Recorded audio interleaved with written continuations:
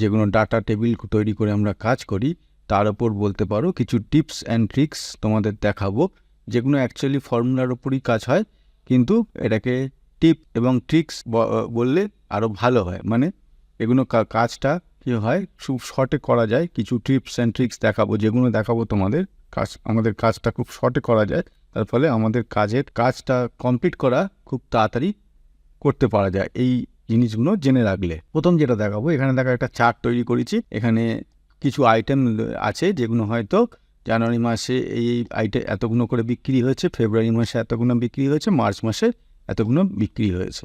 এটা একটা ছোট্ট টেবিল করেছি, বলতে পারো একটা স্যাম্পল টেবিল করেছি। এটাগুলো সাধারণত কোনো একটা কোম্পানি বলতে পারো বা কোনো একটা দোকানে বলতে পারো, এটা অনেক বড় হয় কারণ সেখানে আইটেম অনেক বেশি থাকে।